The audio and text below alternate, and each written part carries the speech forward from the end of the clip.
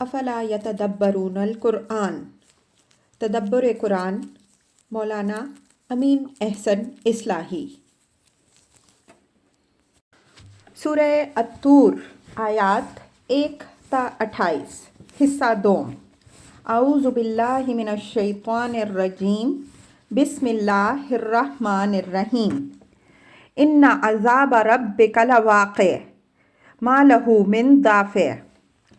یہ ہے وہ اصل دعویٰ جو اوپر کی قسموں کے بعد پیش کیا گیا ہے، اور یہی اس سورہ کا عمود بھی ہے۔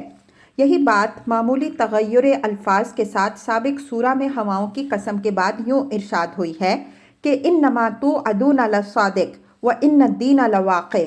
الذاریات 5 تا 6۔ بے شک جس چیز سے تمہیں ڈرایا جا رہا ہے وہ سچی ہے، اور بے شک جزا اور سزا کی ہو کے رہے گی۔ بس اتنا فرق ہے کہ اس میں عذاب کا پہلو زیادہ نمایاں ہے۔ ہم سابق سورہ میں انما توعدون لصادق کی شرح کرتے ہوئے اشارہ کر چکے ہیں کہ اس سے مراد در حقیقت وہ عذاب ہے جس سے اللہ کے رسولوں نے دنیا اور آخرت میں ڈرایا ہے۔ اس سورہ میں گویا وہی بات واضح فرما دی گئی ہے جو سابق سورہ میں مضمر تھی۔ اجمال کے بعد تفصیل اور اضمار کے بعد توضیح قرآن مجید کا معروف اسلوب ہے، جس کی مثالیں پیچھے گزر چکی ہیں۔ اوپر قسموں کی وضاحت کرتے ہوئے ہم ان شواہد کی طرف اشارہ کر چکے ہیں جو اس دعوے پر دلیل ہیں، ان کو دہرانے کی ضرورت نہیں ہے۔ انہی کا حوالہ دے کر نبی صلی اللہ علیہ وآلہ وسلم کو مخاطب کر کے فرمایا کہ تم قریش کو جس عذاب سے ڈرا رہے ہو اور جس کا وہ مذاق اڑا رہے ہیں وہ واقع ہو کے رہے گا، کوئی اس کو دفع کرنے والا نہ بنے گا، یعنی نہ تو ان کی اپنی قوت و جمعیت اس کے مقابل میں کچھ کام آئے گی، اور نہ ان کے مزعومہ شرکاء و شفعاء ان کو اس سے چھڑا سکیں گے۔ نہ دنیا میں اس سے کوئی بچا سکے گا اور نہ آخرت میں کوئی سہارا دے سکے گا۔ طور پر موسیٰ علیہ السلام کو جو خبر دی گئی، تورات کے صحیفوں میں جو ریکارڈ مرقوم ہے، یہ زمین جن آثار و شواہد سے معمور ہے، یہ سقف نیلگوں جن عجائب تصرفات قدرت کی گواہی دے رہی ہے، اور یہ سمندر جن آیات الہی کے امین ہیں، ان کو دیکھو اور ان پر غور کرو، وہ اس وعید کی تصدیق کے لیے کافی ہیں۔ ان کے علاوہ کسی اور نشانی کی ضرورت نہیں ہے۔ ان نشانیوں سے جن لوگوں کی آنکھیں نہیں کھلیں گی، وہ اگر آسمان کا کوئی ٹکڑا اپنے اوپر گرتا ہوا بھی دیکھیں گے تو اس کو بھی عذاب کے بجائے ابر باراں سمجھ کر خوشی سے ناچیں گے، یہاں تک کہ وہ ان کو تباہ کر کے رکھ دے گا، لیکن وہ ایمان نہیں لائیں گے۔ یوم تمور السماء مورا وتسیر الجبال سیرا فویل یومئذ للمکذبین الذین هم فی خوض یلعبون۔ یہ اس عذاب کی تصویر ہے کہ اس دنیا میں یہ آسمان جو نہایت ہی محکم اور اپنے مقام پر ٹکا ہوا نظر آتا ہے، ڈاواں ڈول ہو جائے گا۔ مور کے معنی مضطرب اور متردد ہو کر ادھر ادھر حرکت کرنے کے ہیں، یعنی اس کا کوئی ٹکڑا کسی سمت کو جاتا ہوا نظر آئے گا، کوئی کسی جانب کو۔ اسی طرح یہ پہاڑ جو اپنی جگہ گڑے ہوئے دکھائی دیتے ہیں، اکھڑ کر بالکل بگ ٹٹ چلنے لگیں گے۔ مطلب یہ ہے کہ اس دن جب آسمان اور پہاڑوں کا یہ حال ہوگا تو انسانوں پر کیا گزرے گی۔ اس دن کسی کی قوت و جمعیت اور کسی کے قلعے اور مورچے کیا کام آنے والے بن سکیں گے۔ یہاں یہ بات یاد رکھیے کہ جب قریش کے سرکشوں کو قیامت کے دن کی کسی ہلچل کی خبر دی جاتی ہے تو وہ بانداز استہزاء حضرت صلی اللہ علیہ وآلہ وسلم سے سوال کرتے کہ اس دن ان پہاڑوں کا کیا بنے گا، کیا یہ بھی ٹوٹ پھوٹ جائیں گے؟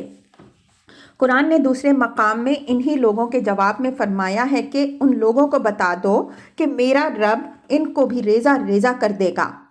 فویل یومئذ للمکذبین، فرمایا کہ اس دن ان لوگوں کے لیے ہلاکی ہی ہلاکی ہے جو اس کو آج جھٹلا رہے ہیں۔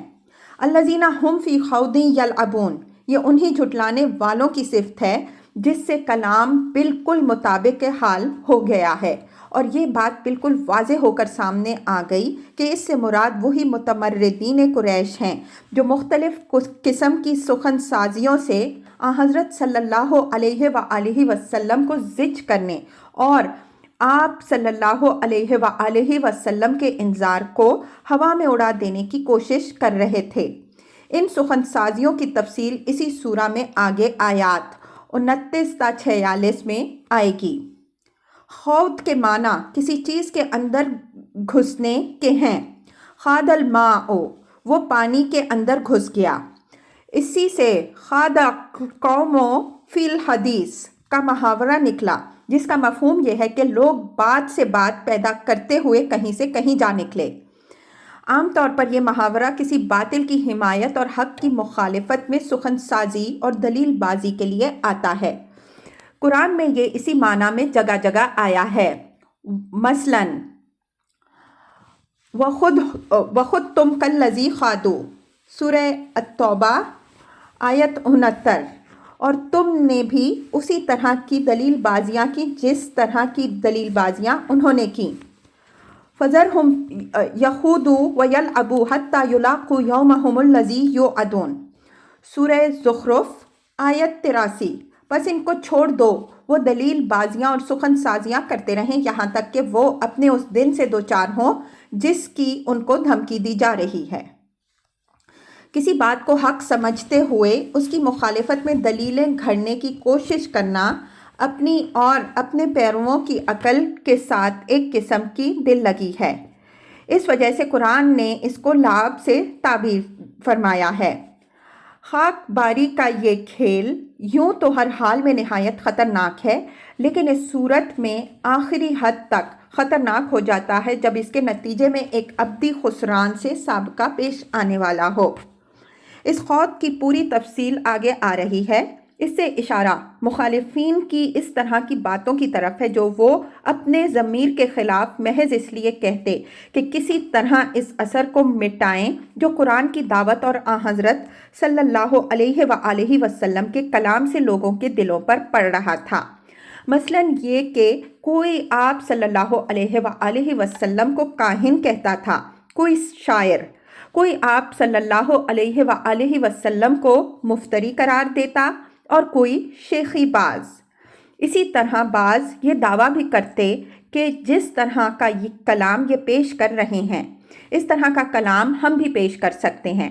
غرض آپ صلی اللہ علیہ وآلہ وسلم کو زج کرنے کے لیے جس کو جو بات بھی سوجھ پاتی وہ بے دھڑک کہہ گزرتا۔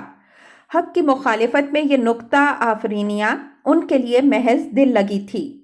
یہ سوچنے کی توفیق کسی کو نہ ہوتی کہ اس دل لگی سے اپنے اور اپنی قوم کے لیے وہ ابدی جہنم کا سامان کر رہے ہیں۔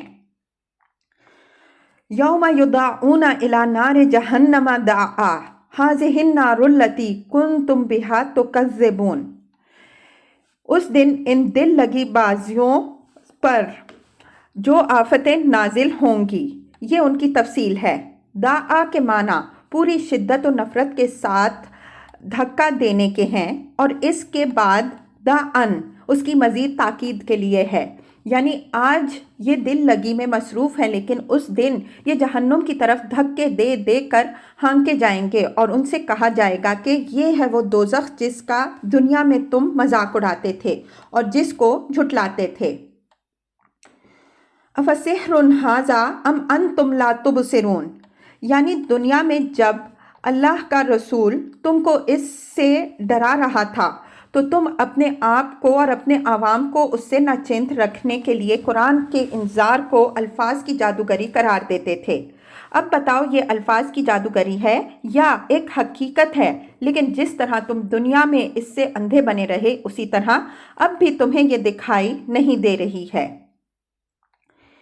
اصلوہا فاصبروا او لا تصبروا سواء علیکم انما تجزون ما کنتم تعملون، حکم ہوگا کہ جاؤ اس میں پڑو، تمہارے لیے اب کوئی مفر نہیں، خواہ صبر کرو یا رو چلاؤ، دونوں تمہارے لیے یکساں ہیں۔ نہ صبر کی داد ملنی ہے اور نہ آہو فریاد کی سنوائی ہونی ہے۔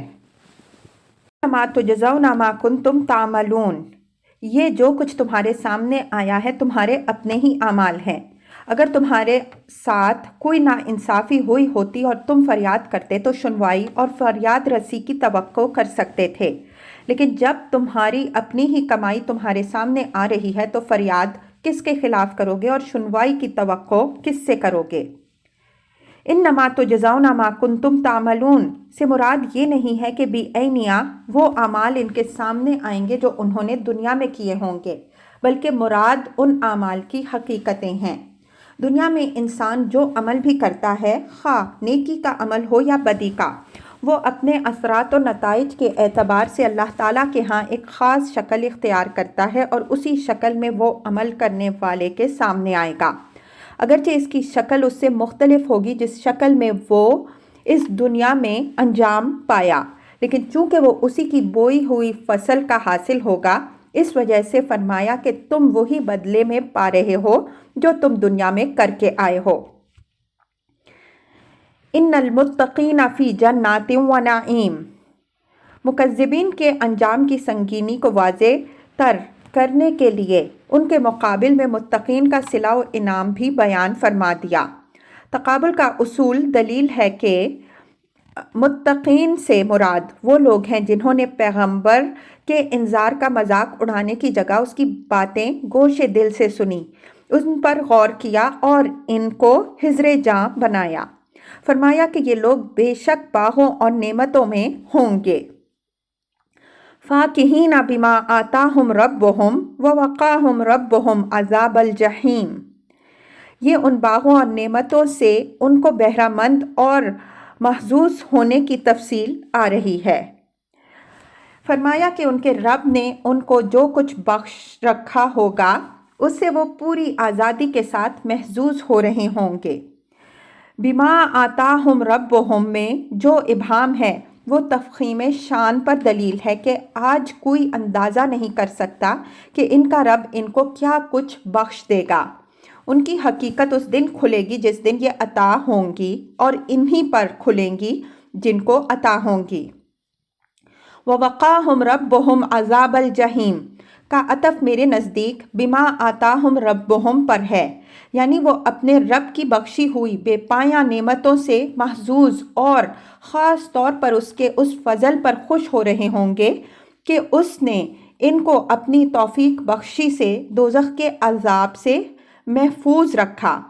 لفظ فاکہین میں مسرت و ممنونیت کا مضمون خود مضمر ہے، اس وجہ سے اس مفہوم کے لیے کوئی الگ لفظ لانے کی ضرورت نہیں ہوئی۔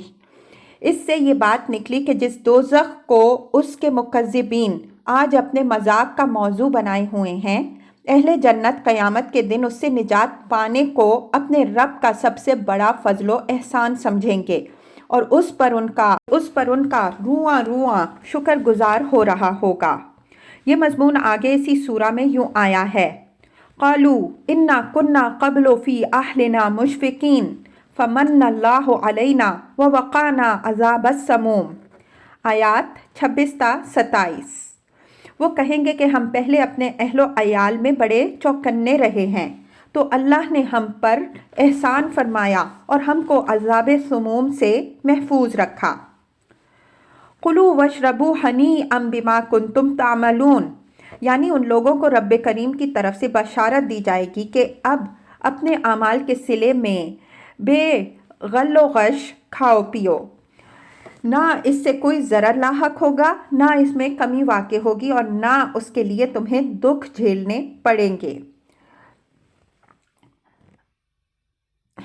ہنیئن فعیل کے وزن پر صفت ہے، اس کے معنی ہیں راس آنے والی چیز۔ یہاں یہ در حقیقت مصدر محذوف کی صفت واقع ہے۔ پورا جملہ یوں ہے: کلوا واشربوا اکلا و شربا ہنیئا۔ بعض لوگوں نے اس کو حال کا مفہوم میں لیا ہے، لیکن یہ رائے عربیت کے خلاف ہے۔ متکئین علی سرر مصفوفۃ وزوجناہم بحور عین، متکئین دراصل فاکہین کی وضاحت، اور بیچ کا جملہ کلوا واشربوا الآیا بطور جملہ معترضہ آ گیا ہے۔ مطلب یہ ہے کہ وہ اپنے رب کی نعمتوں سے محظوظ ہو رہے ہوں گے۔ صف بصف تختوں پر بیٹھے ہوئے، صف بصف ہونا ان کی نشست گاہوں کے کمال درجہ آراستہ ہونے کی بھی تعبیر ہے، اور اس میں یہ اشارہ بھی ہے کہ ان میں باہم کامل محبت اور بے تکلفی ہوگی، اس وجہ سے رو در رو ہو کر بیٹھیں گے۔ بعض جگہ یہ مفہوم متقابلین کے لفظ سے بھی ادا کیا گیا ہے۔ وَزَوَّجْنَاهُمْ بِحُورٍ عِینٍ۔ انسان کا کوئی لطف و سرور بھی بیوی بچوں کے بغیر مکمل نہیں ہوتا، اس وجہ سے اللہ تعالیٰ جنت میں یہ نعمت بھی اہل ایمان کے لیے مہیا فرمائے گا۔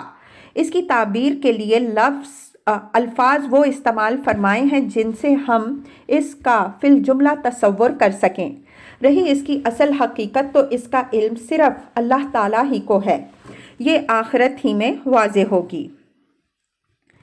وَالَّذِينَ آمَنُوا وَاتَّبَعَتْهُمْ ذُرِّيَّتُهُم بِإِيمَانٍ أَلْحَقْنَا بِهِمْ ذُرِّيَّتَهُمْ وَمَا أَلَتْنَاهُم مِّنْ عَمَلِهِم مِّن شَيْءٍ كُلُّ امْرِئٍ بِمَا كَسَبَ رَهِينٌ۔ جنت میں اللہ تعالیٰ اہل ایمان کی مسرت کی تکمیل کے لیے جو اہتمام فرمائے گا، اسی سلسلہ میں یہ بشارت بھی دی گئی ہے کہ ان کی اولاد میں سے جس نے ایمان کے ساتھ ان کی پیروی کی ہوگی، اللہ تعالیٰ ان کو بھی ان کے ساتھ ملا دے گا، اگرچہ وہ ایمان و عمل کے اعتبار سے ان کے درجے کے مستحق نہ ہوں۔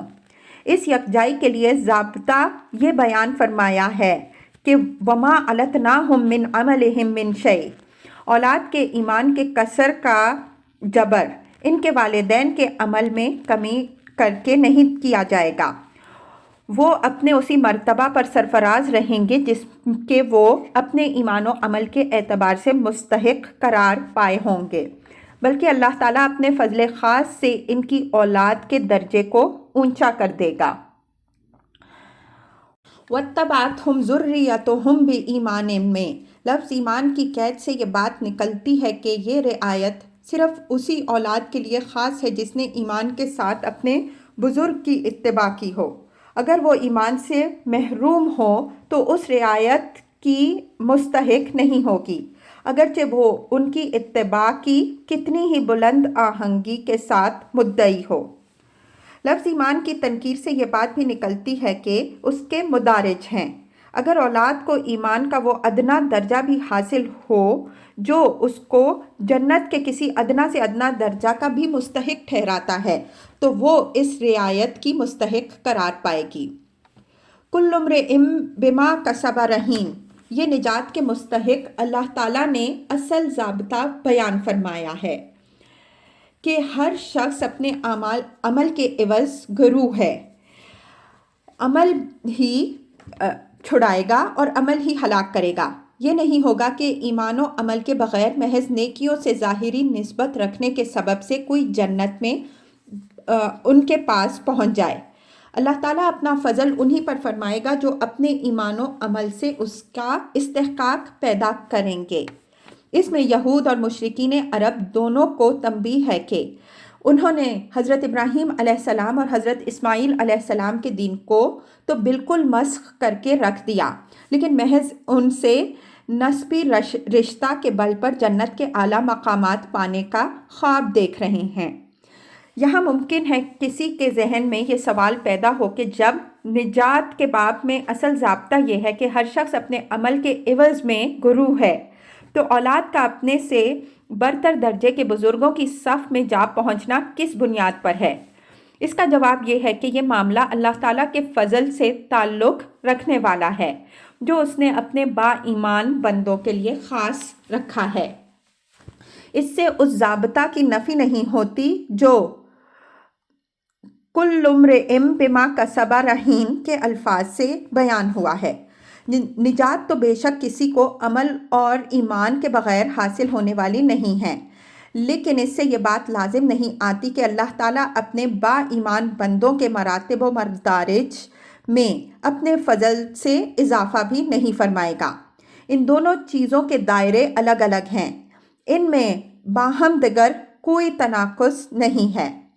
اس آیت سے یہ بات بھی مستنبط ہوتی ہے کہ اللہ تعالیٰ جس طرح والدین کی خوشی کی تکمیل کے لیے ان کی اولاد کو ان کے ساتھ جمع کر دے گا، اگرچہ اولاد اپنے ایمان و عمل کے اعتبار سے ان کے مرتبہ کی سزاوار نہ ہو، اسی طرح بلند مرتبہ اولاد کی مسرت کی تکمیل کے لیے ان کے ساتھ ان کے با ایمان والدین کو بھی جمع کر دے گا، اگرچہ والدین اپنے ایمان و عمل کے لحاظ سے ان کے درجے کے حقدار نہ ہوں۔ اس استنباط کی دلیل یہ ہے کہ جو تعلق خاطر والدین اور ان کی اولاد کے درمیان پایا جاتا ہے، وہی تعلق خاطر اس دوسری صورت میں بھی موجود ہے۔ یہاں اس بشارت کا موقع و محل بھی قابل توجہ ہے۔ اگر کسی شخص کے اندر سچا ایمان ہے تو وہ اپنی اولاد سے متعلق سب سے زیادہ فکر مند اس بات کے لیے ہوتا ہے کہ اللہ تعالیٰ ان کو آخرت کے ہول اور جہنم کے عذاب سے محفوظ رکھے۔ یہ ارمان کہ اولاد کو دنیاوی کامیابیاں حاصل ہوں اگر ہوتا بھی ہے تو اس کی حیثیت ثانوی ہوتی ہے۔ چنانچہ حضرات انبیاء علیہم السلام اور صالحین نے اپنی اولاد کے لیے جو دعا فرمائی ہیں ان میں آخرت کی کامیابی کو مقدم رکھا ہے، بلکہ اسی چیز کو اصل حیثیت دی ہے۔ یہی حال ان لوگوں کا تھا جو اس دور میں نبی صلی اللہ علیہ وآلہ وسلم کی دعوت سے مشرف و اسلام ہوئے۔ ان کے قلوب جب نور ایمان سے منور ہوئے تو ان کو سب سے زیادہ تشویش اپنی اولاد کے دنیاوی مستقبل سے متعلق نہیں بلکہ اس کے اخروی انجام سے متعلق ہوئی۔ ان کی اس تشویش کا اظہار آگے سورہ کی آیت 26 اِنَّا كُنَّا قَبْلُ فِي أَهْلِنَا مُشْفِقِينَ، بے شک ہم اس سے پہلے اپنے اہل و عیال کے اندر چوکنے اور خبردار رہے ہیں سے ہوتا ہے۔ اس آیت کے تحت ہم انشاءاللہ واضح کریں گے کہ اس میں جس ڈر یا تشویش کا حوالہ ہے اس سے مراد ان کا یہ اندیشہ ہے کہ اللہ تعالیٰ نے ان کو جس گلے کا چرواہا بنایا ہے اس کی کوئی بھیڑیے کا لقمہ نہ بنے، بلکہ جس طرح اللہ تعالیٰ نے ان کو جاہلیت کی تاریکی سے نکال کر صراط مستقیم کی ہدایت بخشی ہے، اسی طرح ان کی اولاد کو بھی ایمان کی توفیق نصیب ہو تاکہ ان کو جہنم کے ہول سے دوچار نہ ہونا پڑے۔ اللہ تعالیٰ نے اپنے انہی با ایمان بندوں کو تسلی کے لیے یہ بشارت دی ہے کہ اگرچہ یہ ضابطہ تو بالکل اٹل ہے کہ کسی شخص کو نجات ایمان و عمل کے بدون حاصل نہیں ہوگی، لیکن اللہ تعالیٰ اپنے با ایمان بندوں پر یہ فضل ضرور فرمائے گا کہ اگر ان کی اولاد نے ان کی پیروی کی تو گو ایمان کے اعتبار سے ان کا درجہ فروتر ہو، لیکن اللہ تعالیٰ اولاد کو ان کے ساتھ جمع کر دے گا اور اس یکجائی کے لیے ان کے درجے کو نیچا نہیں کرے گا بلکہ اولاد کے درجے کو اونچا کر دے گا۔ یہ اس بات کی تعلیم ہے کہ ہر شخص اپنی اولاد اور اپنے متعلقین کو ایمان کی راہ دکھانے کی کوشش جس حد تک اس کے امکان میں ہو ضرور کرے۔ ایمان کے بغیر کسی شخص کو بھی نجات حاصل نہیں ہوگی، اگرچہ وہ کسی نبی اور رسول کی اولاد ہی کیوں نہ ہو۔